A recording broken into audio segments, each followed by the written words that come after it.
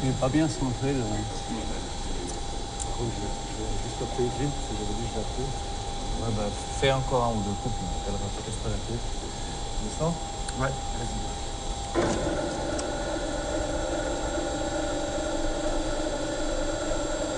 I'm not a physicist, and I used to explain that I'm here to develop the toys for physicists. So I'm involved in the machine side.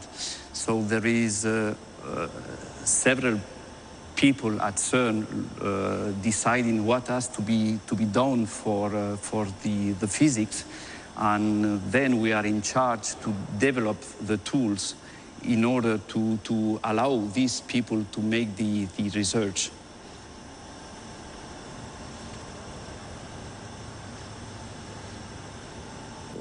Our section is called MDT. My actual section leader used to translate that by making dreams true. So there is people asking for some dedicated tools, and we are here to try to develop these tools. So we are presently working on a new generation of superconducting magnets using a new technology, niobium-13 superconducting cables, in order to reach higher field that will be required for the upgrade of the luminosity of LHC. So the magnets presently installed in LHC are based on niobium titanium technology, and we reach the limit of the magnetic field that can be reached with such a kind of superconductor. We are trying to develop a new niobium-13 dipole, 100 millimeters bore with 13 Tesla. And to give you a rough idea about what this represents, the required niobium-13 cable to produce one coil is around 100,000 Swiss francs per coil, and we need 4 coils inside. And you just need a few seconds to destroy the cable, so this is quite difficult to deal with. You're feeling very good because you're more knowledgeable in the evenings than in the morning. And the feeling that you understand that something that nobody in the world had thought about before, right? That's really what is exciting about research. For a few hours, for a few moments, you'll be the only people on the Earth to really have a clear understanding of a problem. Discovering the Higgs boson is not like discovering yet another particle. What we are really after is really trying to understand some fundamental laws, some fundamental principles that govern the universe. So for a very long time, one main theme of particle physics and theoretical physics, high energy physics, was the gauge principle. So the gauge principle is really the theory that explains how particles interact with each other by the exchange of the gauge boson. And maybe with the discovery of the Higgs boson, we are about to discover a new fundamental principle of nature that could really govern how the universe is structured. But again, we are not so much interested in new particles. What we really want to understand is what is the principle behind these new particles. Is this discovery of the new particle is telling me something more fundamental about nature? More fundamental, for instance, could be, is there a new space-time dimension? Is there new interactions, new fundamental interaction between those particles? That's really what we are about, right? The fact that, up to now we understand interaction as the exchange of gauge boson. That was a really big step forward in the understanding of nature. But still, there is few things that we don't quite understand. For instance, the fact that electromagnetism is described by one particular symmetry of nature. There is a weak interaction which is described by another symmetry. There is a strong interaction, yet another symmetry. Why those particular symmetry? Is there something deeper behind those symmetries? A bigger symmetry, for instance, that will unify all those symmetries associated to the different interactions. And we're trying to understand these kind of things. We have good ideas, but we still don't know if our ideas are true or not.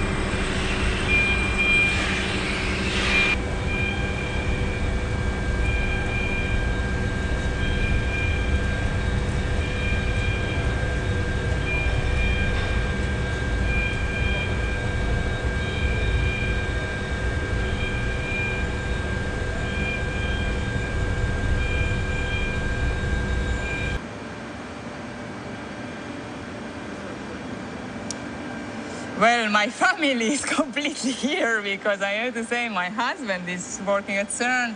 My husband is working in the same area that I am doing, so he's doing also magnets. And okay, life is like this. We have a 3-year-old child, and she's going to the school, kindergarten at CERN. So in the morning we are coming in family at CERN, and we are dispatched all over the 3 sites. My husband is working in the Prevescent site, which is in the French area. I am working between the Swiss part and the French part, still in French territory. And my daughter is on the Swiss side in the kindergarten. Yeah. My husband has also another son, by the way. He's in the control room. So I have his family also. I have my brother-in-law working in Atlas detector. So at the end, yeah, we are all a family. We are here, yeah. Well, when you are saying that we have to leave maybe some space for imagination, you are assuming that what we are doing is enough to understand the world, how the universe, but I'm not so sure. I think that we are in a territory where we are so difficult, and somehow so close to understand what is the complete stuff, that it becomes very, very hard to improve. And I am not at all convinced that these steps, which are big itself, are big enough to get rid of the space which remains there. So I think that we are on the top, but this is going very slowly, high and high, but I think that we are still very far away. I'm not sure that it will come next year. Higgs, we explain Higgs, and then the dreams are gone. No, I think that going ahead, we will find the new elements which may bring, that is my idea, of course, probably will bring us closer and closer, but I'm not convinced that we will understand the complete picture.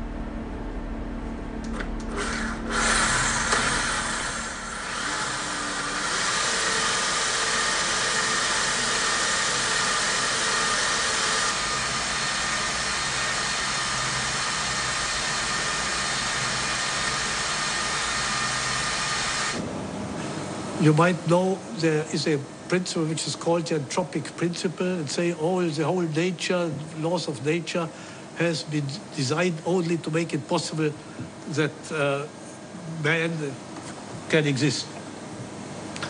But I doubt it. Of course, we also realize that science, physics, is only one perspective of understanding reality in nature. And I had a long discussion here with the Pope when he visited CERN, not the present Pope, not the previous Pope, it was John Paul II who visited CERN. So I discussed with him, can there be a conflict between science, between physics and religion? And he agreed, no, cannot be a conflict. He agreed to that. And then I asked him, well, if you agree, why don't you rehabilitate Galileo?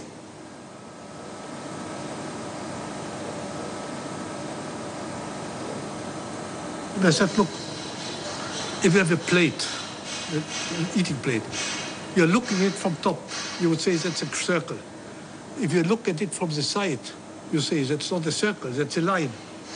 So this will be two conflicting perspectives. And we might ask forever, is it a line or is it a circle? So that's what religion and science does with reality. We're looking at reality in different projections, and we see one projection, religion sees another projection, and we might fight who is right. In the end, these are two different projections of the same reality.